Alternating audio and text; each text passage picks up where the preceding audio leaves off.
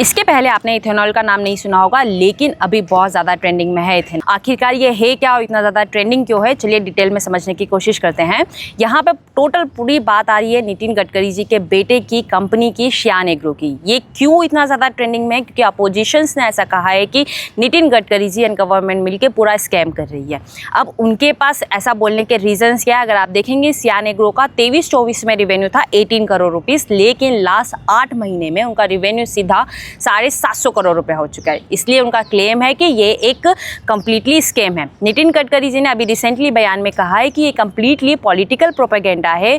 Supreme court ने इसको approvals दिया है कि इथेनॉल का प्रोडक्शन करना अच्छी बात है, इससे पॉल्यूशंस भी कम हो रहा है, लेकिन अपोजिशंस का कहना है कि इससे गाड़ियों का माइलेज जो 2023 के पुराने मॉडल्स है उनका माइलेज 6 से 10% कम होना है। 2023 के मॉडल्स E20 के बेसिस पे है। E20 क्या है, यानी कि पेट्रोल में 20% इथेनॉल को मिक्स करने की बात की जा रही है। पहले ऑलरेडी प्रोजेक्ट्स में चल रहा है, 5% 10% ऑलरेडी यूज़ कर रहे हैं, लेकिन अब सीधा बात हो रही है 20% की, जहाँ पे 11 स्टेट्स में ऑलरेडी यूज़ किया जा रहा है, लेकिन अब बात चल रही है पूरे पैन इंडिया पे। अब बात कर लेते हैं इथेनॉल के प्रोडक्शंस की।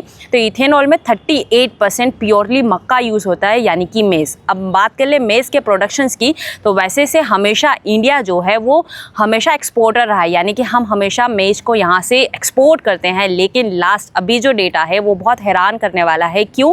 क्योंकि अभी हम इंपोर्ट करना शुरू कर दिए हैं। यानी कि अगर हम 22-23 के डेटा की बात करें तो हम सिर्फ 2 मिलियन टन के आसपास हम लोगों ने इंपोर्ट किया था, लेकिन 23-24 का डेटा वहाँ से 6 गुना ज़्यादा है, यानी कि हमने करीबन 10 मिलियन टन इंपोर्ट किया है। तो आपको क्या लगता है, ये कंप्लीटली स्कैम है या फिर इथेनॉल E20 आने से पेट्रोल का दाम थोड़ा सा कम होगा या फिर गाड़ियों पर इम्पैक्ट होगा? कमेंट बॉक्स में मुझे ज़रूर बताएं। ऐसी ही इन्फॉर्मेशन के लिए पेज को फॉलो करें।